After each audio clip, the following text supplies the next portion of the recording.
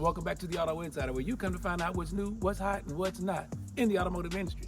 This week, we're talking about an electric vehicle, but it's from a brand that I really didn't expect to see a lot of electric vehicles from. But to my surprise, the last couple of years, they've been doing it as well, if not better, than everyone else. This week, we're talking about this 2024 Genesis G80, the electrified G80. And if you haven't done so already, please like and subscribe to my channel, and be sure to click on that little bell to make sure you don't miss our reviews when they come out every week. Before we get into the details of the electrified G80, let's talk a little bit about the brand. I do a radio show weekly, and I get a lot of calls and questions about the brand Genesis. Why would I spend this kind of money on a car brand that I know very little about? Most people think Genesis is a new brand all by itself. For those of you who didn't know the story, here it is. Back in 2008, Hyundai came out with a near luxury sedan that they marketed under the brand Hyundai. It was called the Hyundai Genesis. That vehicle ran from 2008 to 2014 and saw moderate success. What Hyundai knew was buyers weren't really willing to spend the kind of money they wanted for a Genesis and pick it up from a Hyundai dealership. So in 2016, Hyundai introduced a luxury brand called Genesis. And it started with sedans only. Now it's grown to multiple SUVs, multiple sedans, and even electrification. While I'm sure that seems like a bold step, let's not forget, many years ago, Honda did it with Acura, Nissan did it with Infiniti, and of course, Toyota did it with Lexus. And they've all seen great success in the US ever since going over to that near luxury model. Now that we've got the history out of the way, let's talk about what I think about this electrified G80. And believe me, I think Lucid, Tesla, Rivian, Volvo, Mercedes, BMW, Audi, everybody getting into the electrification game should take notice of this G80. For any of you considering an electric vehicle, the number one thing about the Genesis electrified G80 that stands out to me is everything in here works like a traditional internal combustion engine vehicle. There is no learning curve when you're getting into the electrified G80. The only substantial difference I've seen in this and the ICE version of the G80 may be the seat height. I think that's because the battery sits below the floor, so the seats sit a little bit higher. The benefit of that is it gives me a little bit better vantage point when I'm looking forward down the road. As you can tell though, everything here is laid out just like you'd expect it. All of my controls are here on the steering wheel. I have a push button start, just like on the gas power version. And I have all of my controls here at arm's reach to control all the infotainment system. This is my shifter.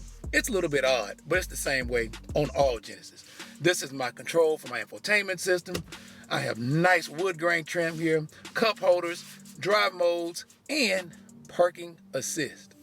Also here on the center console is I have my volume control, station controls, and my buttons to go from different menu selections here on the dashboard. Another thing that I'm really fond of, and probably most fond of with this Genesis, is the duality here of our controls. While there is a touchscreen function here and I can navigate through all the things there, but as you can tell from my seating position, that's pretty difficult to reach. All those controls though are here on the dashboard. I have controls for my map, nav, radio, different media, my favorites buttons, ways I can set it up.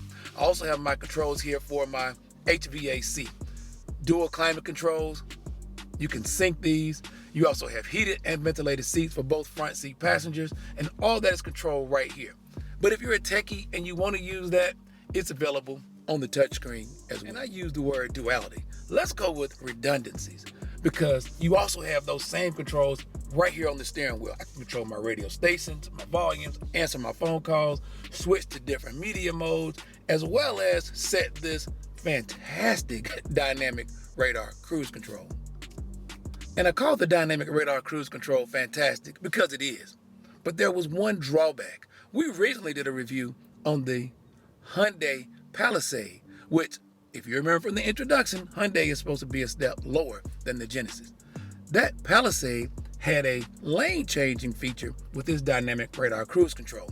When you set the speed, set the distance, all the driver had to do was give a signal, and the vehicle will actually change lanes on its own when it found a gap in traffic. The Genesis, to my surprise, doesn't have that function.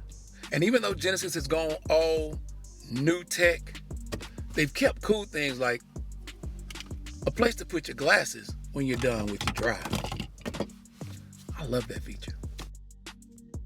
The Genesis has also gone a bit further with things like seat settings here from the infotainment system. You can do what's called smart support. You can do ergo motion, which is basically a massage. There's even a setting here for smart posture control. If you answer these questions, height, inseam, weight, the Genesis will do an analysis on your seating position and recommend where your seat should be for the best posture control. All I do now is choose posture. And the Genesis is now setting my seat to the best position for my best posture control. I don't like it here. I'll probably never use that function. Now let's talk about who I think this electrified G80 will best fit. I'm thinking about anybody who is a professional, who maybe has to carry clients around on appointments, and someone who just loathes and detests going to the gas station. So as a driver's car, it has everything that you'd expect from your internal combustion engine vehicle. You have rain sensing windshield wipers, auto dimming, and auto on and off headlights, all of your controls here for your safety features and telephone here on the steering wheel. Now let's check out the second row. If you're going on business meetings, you're taking people with you, you want to make sure you got enough room, enough space, and enough comfort for everybody going along for the ride. So the second row can be just as important as the front seat, especially if you have children in tow or clients for business meetings. There's good leg room, good head room, cup holders here, center console for more junk, 2 USB charging ports, and a third climate control. If that's not enough, you have power sunshade, as well as side sunshades here to keep the sun out on those hot days. There's also this really cool feature that all Genesis have. This is like a limo seat. We can fold this seat up and out of the way so that if you're going to be carrying anybody back here, you may even use this vehicle as a livery service vehicle. And of course, there's a pass-through to the boot. Speaking of which, let's check out the trunk. So if business meetings and golf outings are part of your ownership experience of your vehicle, we gotta know if this trunk will carry golf clubs. And from the looks of things, you may get 1 golf bag in here, but 2 is a no-go. I guess that battery and motor take up a little more space than we thought.